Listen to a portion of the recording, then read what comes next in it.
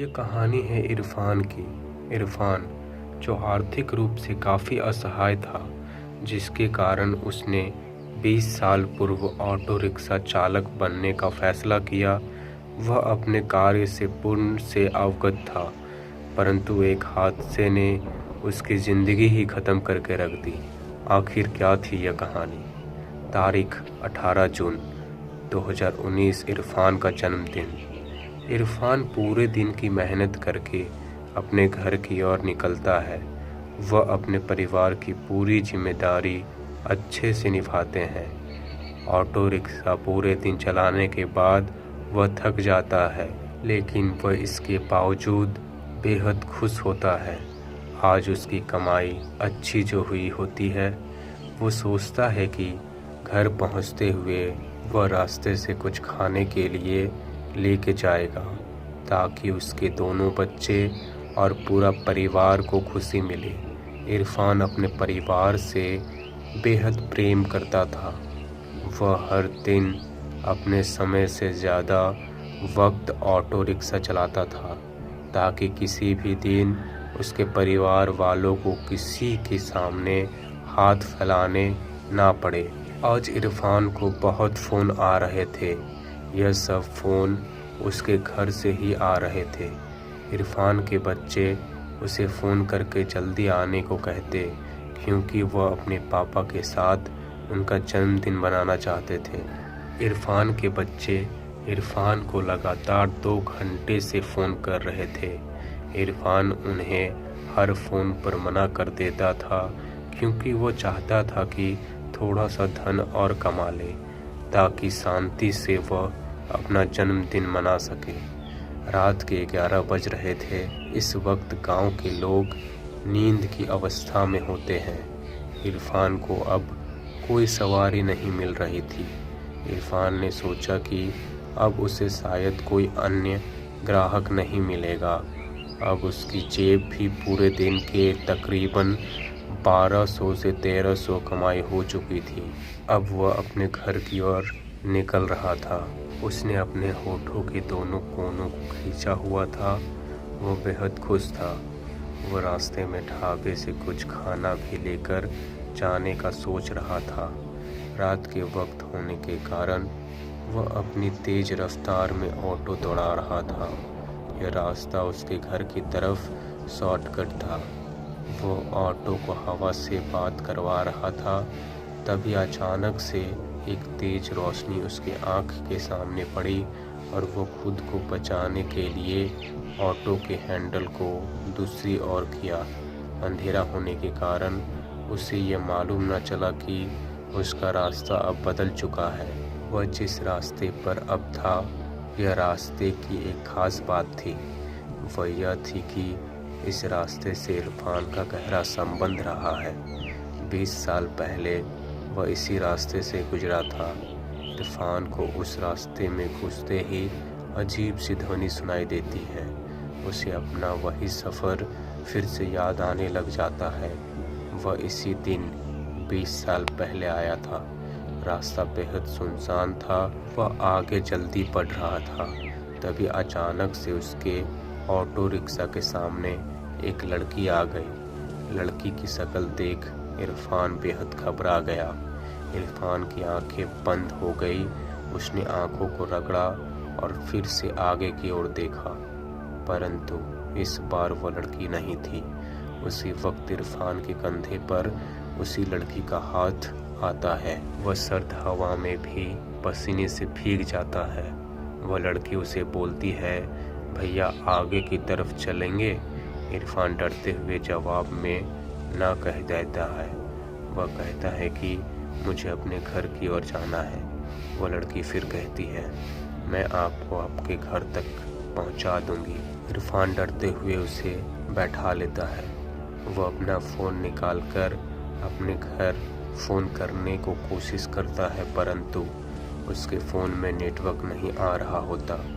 लड़की उसी कहती है, यहाँ फ़ोन नहीं चलता। इरफान इस वक्त हद से ज़्यादा घबरा जाता है, जब उसे मालूम पड़ता है कि जो लड़की उसकी ऑटो में बैठी होती है, उसकी तस्वीर उसके आगे बने शीशे पर नहीं दिख रही होती। इरफान उस लड़की को देखने के लिए पीछे मुड़कर देखता है तो उसका ऑटो से ध्यान भटक जाता है और उसका ऑटो एक विशाल वृक्ष से टकरा जाता है। इसमें इरफान की मौत हो जाती है। इरफान के घर का माहौल अब बेहद चिंतित रहता है। पूरी रात इरफान की कोई खबर नहीं मिली होती है, फ़ोन भी नहीं लग रहा होता। इरफान के बच्चे और इरफान की पत्नी बेहद चिंतित रहती है।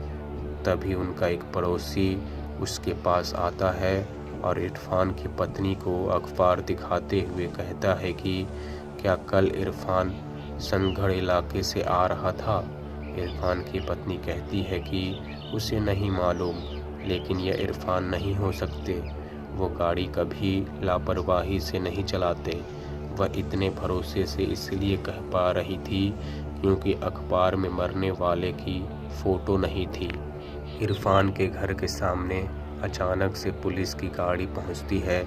सभी घबरा जाते हैं। पुलिस के हाथ में एक तस्वीर होती है। यह तस्वीर इरफान की लाश की होती है। पुलिस इरफान की पत्नी से जब पूछता है तो उसकी पत्नी कहती है, जी साहब, यह मेरे पति हैं। इरफान की पत्नी इरफान को मृत शरीर देखकर खुद को रोक नहीं पाती। उसके आंसू बहने लगते हैं।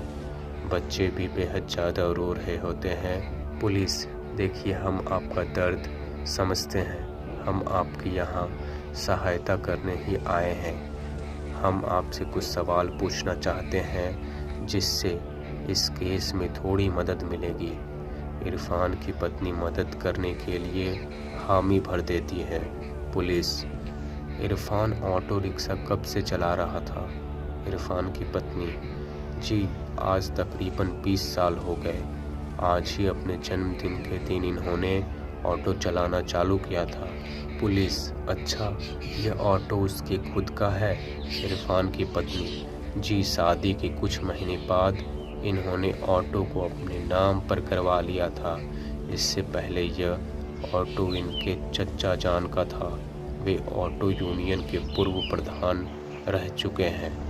पुलिस इरफान की पत्नी से पूछताछ करने के बाद मोहम्मद के पास पहुंचती है। मोहम्मद पूर्व ऑटो यूनियन का प्रधान रहा और इरफान का चाचा है। पहले तो वो पुलिस के हर सवाल का जवाब देने से मना करता रहा, लेकिन जब पुलिस वाले उसे सच बताने के लिए मारने लगे तो उसने बताया, इरफान के अम्मी बचपन में ही गुजर गई थी। इरफान के अब्बू यानी मेरे भाईजान शराबी थे। उन्हें शराब के अलावा खाने का कोई होश नहीं था। इरफान के लिए उसके माता पिता सब कुछ थे। एक दिन ज़्यादा शराब के कारण भाईजान की मौत हो गई। इरफान अकेला हो गया। गरीबी के कारण ज़्यादा पढ़ा लिखा नहीं था। वो मेरे साथ ही रहने लगा। पहले तो हमने उसे पढ़ने के लिए कहा, लेकिन उसका मन अब पढ़ाई में नहीं था। वह कहता कि उसे पैसे कमाने हैं ताकि वह अपनी आगे की ज़िंदगी अच्छे से बिता सके। इरफान के जन्मदिन के दिन ही हमने उसके लिए ऑटो लिया और उसे भेंट कर दी। ऑटो पाकर वह बेहद खुश था। ऑटो चालक के रूप में उसका वह पहला दिन था। मैं भी उसके साथ ही गया था। यह सुनकर पुलिस वाला हैरान हो जाता है। पुलिस बीच में रोकता है और पूछता है कि तुमने तो कहा था कि इरफान उस वक्त अकेला था। झूठ कहा था। मैंने इरफान का जन्मदिन था तो उसके लिए संगढ़ से एक शराब की बोतल और साथ में कुछ चखने की भुजिया ली। यह रास्ता हर वक्त सुनसान ही रहता है। उस वक्त रात के 10-15 हो रहे थे। हमारे ऑटो को एक लड़की ने रोका और बेहद खूबसूरत थी दिखने में। छोटे कपड़े पहने हुए थी। अपने घर जाना चाहती थी, लेकिन मैंने और इरफान ने काफ़ी शराब पी हुई थी। इरफान नशे में बेकाबू हो गया और उसने उस लड़की का रेप करने लगा। वह चीख भी रही थी, लेकिन उसकी आवाज़ सुनने वाला उस जगह पर कोई नहीं था।